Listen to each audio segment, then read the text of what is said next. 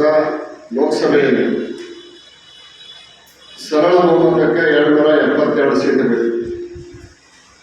ಇಡೀ ಭಾರತದಾದ್ಯಂತ ಕಾಂಗ್ರೆಸ್ ಪಕ್ಷ ನಡೆಸಕತ್ತೈತೆ 230, ಬರೋದು 50 ಸೀಟು.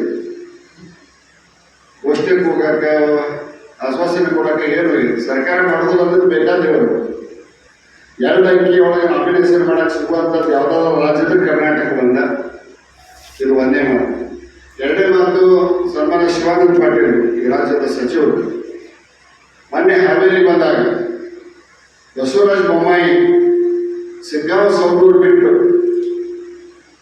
ಗದಗ ಹಾವೇರಿ ನಿಲ್ಲುವಂಥ ಅವಶ್ಯಕತೆ ಏನಿತ್ತು ಅನ್ನುವಂಥ ಮಾತನ್ನು ಹೇಳಿದರು.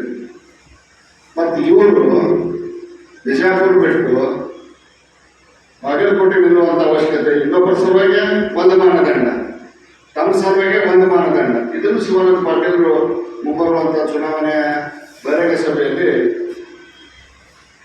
ಸ್ಪಷ್ಟೀಕರಣ ಕೊಡಬೇಕಾಗುತ್ತೆ. ಬೇರೆ ಕ್ಷೇತ್ರಕ್ಕೆ ಆದ್ರೆ ಹೊರಗಿನವ್ರು ಯಾಕೆ ಬಂದಿರಿ ಅಂತ ಕೇಳ್ತಾರೆ. ಮತ್ತು ಈ ಕ್ಷೇತ್ರಕ್ಕೆ ಯಾಕೆ ಹಿಂದಿಲ್ಲ ಅರ್ವಿನ ಕಶ್ಯಪ್ನವರು ಯಾಕೆ ಕೊಡಿಸ್ಬೇಕಿತ್ತು? ನೀವು ಯಾಕೆ ಬಂದ್ರಿ ಹೊರಗಿನಿಂದ?